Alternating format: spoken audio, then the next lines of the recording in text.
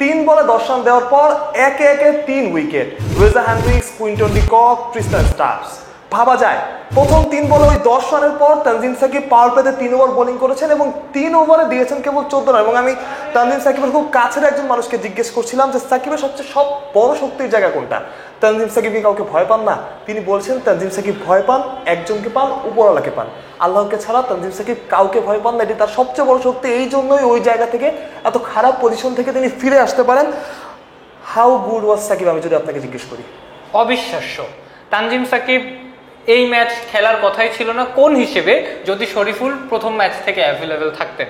হয়তো আরেকটা পেসার খেলানো যেত, সেই হিসেবে আমি সেই আলোচনায় পরে যাচ্ছি।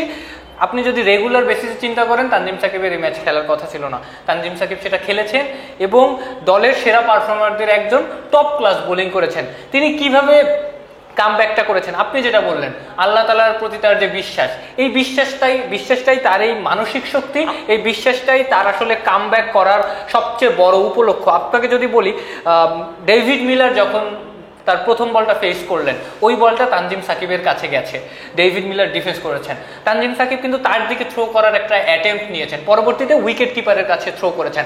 তানজিম সাকিবের যতগুলো ভিডিও, যতগুলো ম্যাচ আছে দেখবেন, তানজিম সাকিবের কাছে যত বল আসে তিনি ওইটা থ্রো করেন।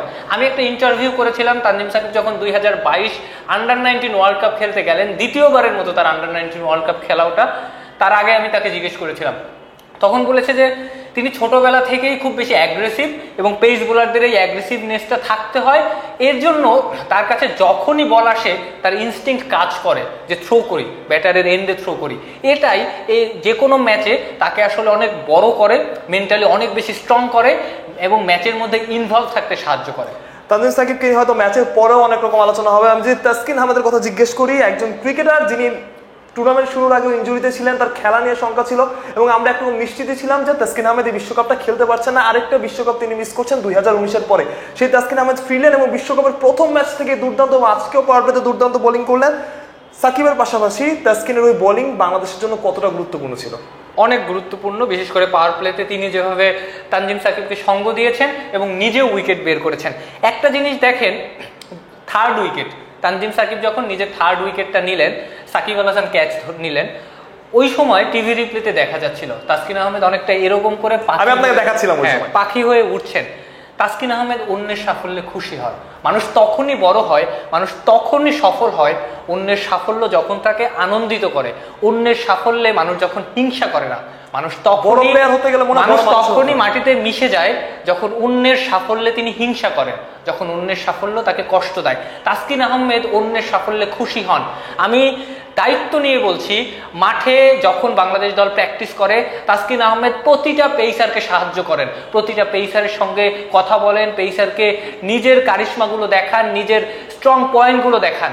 তিনি এইটা বিশ্বাস করেন না যে আমি যদি আমার স্ট্রং জোনটা তাকে দেখাই, তার সঙ্গে শেয়ার করি, সে উপকৃত হবে, সে লাভবান হবে, আমার ক্ষতি হবে। তিনি বিশ্বাস করেন সবাইকে নিয়ে বাংলাদেশ দলের চলতে হবে। যতবার তাসকিন আহমেদ ইন্টারভিউ দেন, ততবার তাসকিন আহমেদকে বলতে শোনা যায়, আমরা একটা পেস বোলিং ইউনিট, আমরা একটা পেস বোলিং ফ্যামিলি। তিনি ওই সবাইকে নিয়ে চলতে পছন্দ করেন।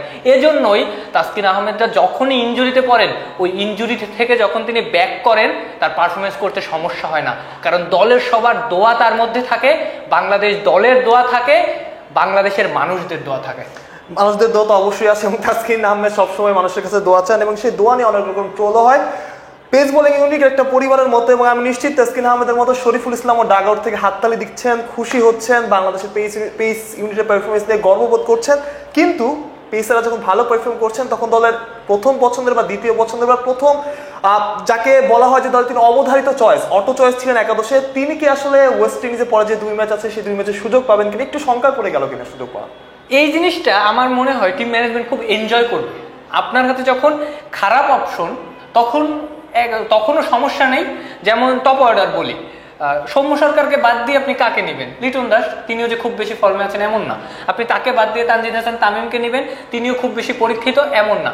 তার মানে আপনার ওই সাফলটা করতে হবে খারাপদের মধ্যে কিংবা আন্ডার পারফর্মারদের মধ্যে। পেস বোলাররা যখন ভালো করবে, ওই সফলটা আপনি ভালোদের মধ্যে করবেন, তখন আপনি যাকে চুজ করবেন সে বেস্ট। বেস্টের মধ্যে থেকে বেস্ট আপনি চুজ করবেন, এবং এটাই হচ্ছে ওই হেলদি কম্পিটিশন।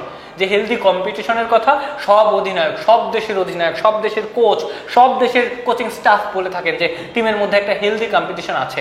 এই জিনিসটাই সব দল চায়। আমি আপনি দুইজনে যদি ভালো রিপোর্ট করি, আমাদেরকে চুজ করার জন্য আমাদের বসের এই চিন্তাটাই করতে হবে যে দুজনের মধ্যে দুজনই ভালো করছে, আমি যাকেই নিব সেই ভালো করবে বেস্ট। বাংলাদেশ দলের পেস বোলারদের ক্ষেত্রেও তাই।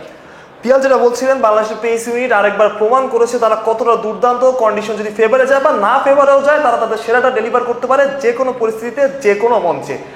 বাংলাদেশের পেসাররা তাদের কাজটা করে দিয়েছে, বাংলাদেশের বোলিং ইউনিট তাদের কাজটা করে দিয়েছে, বাকিটা ব্যাটারদের করতে হবে। ব্যাটাররা যদি ভালো করে অ্যাভারেজ ক্রিকেটটাও খেলতে পারে, তাহলে ওই ম্যাচে জয় সম্ভব।